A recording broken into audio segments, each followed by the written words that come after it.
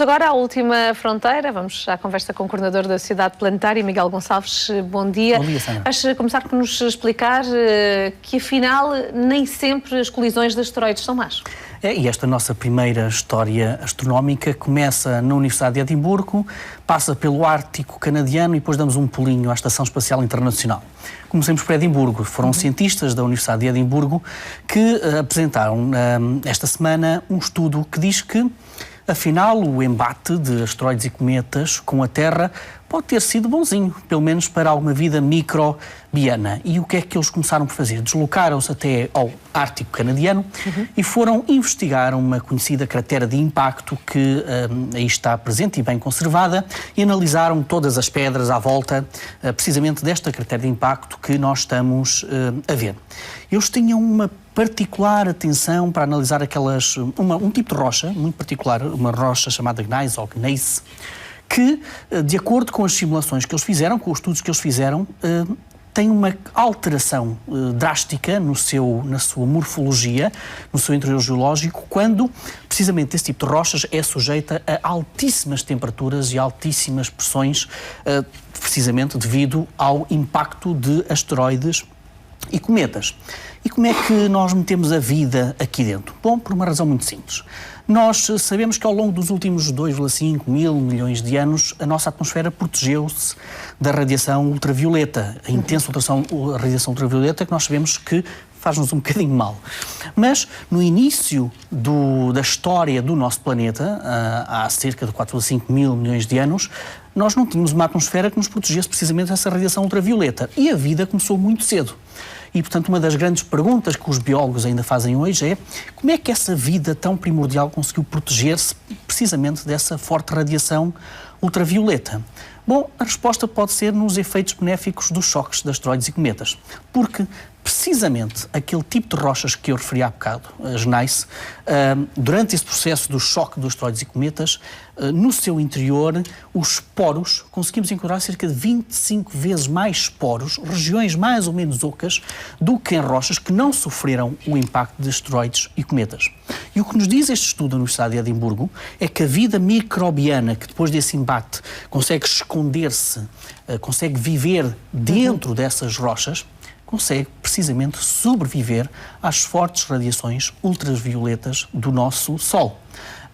E estar dentro desses poros, que são muito maiores e que são muito mais numerosos, permite, pelo menos, que esses micróbios consigam mesmo assim receber luz solar suficiente para fazerem fotossíntese, mas mais do que isso, esses poros ligeiramente maiores permite a circulação de água quente pelo interior da pedra, o que dá energia, o que dá outros nutrientes, precisamente para esse tipo de vida microbiana conseguir sobreviver mesmo após um impacto desta natureza. Estes cientistas foram muito mais ambiciosos e perguntaram-se, bom, então, mas nós encontramos estes micróbios na Terra atual, com esta radiação ultravioleta. Mas e se nós levarmos, por exemplo, este tipo de rochas para a Estação Espacial Internacional e colocar estas rochas fora da Estação Espacial Internacional, precisamente neste tipo de experiências científicas que estamos a ver, e, enfim, colocamos numa forte exposição ultravioleta precisamente estes micróbios. O que os cientistas fizeram foi utilizar uma série de discos apenas com os micróbios em si e uma outra série de discos com a rocha com o micróbio lá dentro. O que é que aconteceu poucas semanas depois desta exposição fora da Estação Espacial Internacional? Os discos que tinham apenas os micróbios, eles desapareceram. A estrutura da ADN desses micróbios foram destruídas por inteiro. Porém, este é um resultado interessantíssimo. Nas rochas que continham estes micróbios, lá dentro, passados poucas semanas, estes micróbios continuaram a crescer em termos de quantidade. O que nos indica que, de facto, mesmo perante uma radiação ultravioleta muito forte, este tipo de micróbios consegue resistir dentro dessas rochas. E esta é uma outra boa notícia da semana. A Sociedade Planetária conseguiu que fosse aprovado, numa próxima missão da NASA para um asteroide, que fosse colocado precisamente este disco que contém, ou que irá conter, vários micróbios lá dentro. A experiência é muito simples, é tentar perceber como é que numa missão espacial de grande duração de tempo e com esta cápsula microbiana no seu exterior, como é que os micróbios vão conseguir resistir, ou se não vão conseguir resistir, precisamente a uma grande exposição no espaço. É uma forma muito interessante de estudar a teoria da panspermia e da viagem, digamos assim, da vida entre os corpos do Sistema Solar. Miguel, trazes-nos também novidades de Titã. Sim, sempre que a Cassini passa por Titã, há sempre uma grande festa na comunidade científica. E ela passou no dia 18 de junho, irá passar novamente no dia 20 de julho. E quais são as duas grandes notícias desta semana? Bom, a primeira é esta. Foi uma notícia muito badalada em tudo o que é comunicação social em todo o mundo e também porque a NASA ajudou. Os cientistas da NASA aproveitaram para dizer que aquele pedaço mais brilhante que nós estamos a ver é algo que nós não tínhamos visto há um ano, quando a Cassini passou por lá. Compararam, portanto, as imagens de há um ano com as novas imagens de Titã, a segunda maior lua de Saturno. E encontraram esta zona que os cientistas da NASA chamaram de a Ilha Mágica. Em termos de marketing, isto funcionou muito bem. Mas o que é certo é que foram logo apresentadas algumas teorias científicas que podem tentar explicar o que é aquela zona que tem cerca de 10 km por 20 que nós conseguimos ver no Liadji Marea, que é o segundo maior lago de Titã. Só para teres uma ideia, em termos de área superficial, tem mais de 500 vezes a área superficial da nossa barragem do Alqueva. E, portanto, rivaliza mesmo com os maiores lagos da Terra. E então, aquela estrutura, segundo o que dizem os cientistas, bom, a culpa pode ser do verão em Titã. Nós encontramos, neste momento, o hemisfério norte de Titã tem o seu verão. E então o que nós podemos estar a ver é, eventualmente, uma zona que está a receber as suas primeiras ondas dos mares de Titã, dos lagos de Titã. Não penses que são lagos como os nossos daqui, ou que são mares como os daqui. Não.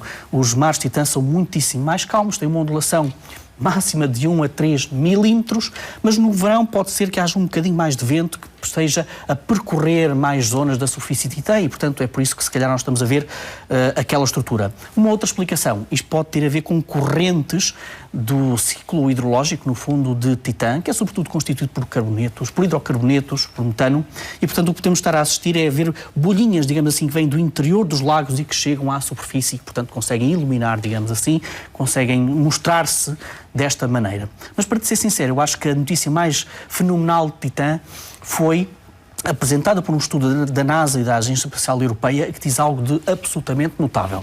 Se calhar Titã não terá nascido como nós pensávamos que terá nascido. Ou seja, uma das teorias que explica o nascimento de Titã é algo muito parecido com o que aconteceu com a nossa Lua. Um choque com Saturno e que depois, provavelmente, o resultado desse choque terá sido precisamente a Lua Titã, como nós conhecemos hoje. Não.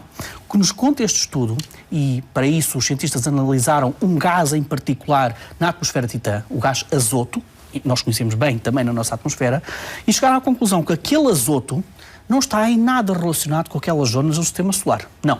Aquele azoto é muito mais parecido com o azoto que nós encontramos na nuvem de Oort, ou seja, em zonas muito para lá dos planetas, na zona onde moram os cometas que estão a uma grande distância, os mais antigos elementos do Sistema Solar, e, portanto, aquele azoto não tem nada a ver com o azoto de Saturno.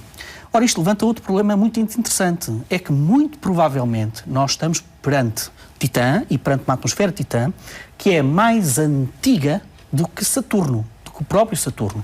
Porque este azoto que nós encontramos nas regiões mais antigas do Sistema Solar e, portanto, se calhar vamos ter que pensar melhor sobre qual foi a formação e como é que apareceu Titã. Mas este estudo também tem outras implicações também para a própria Terra.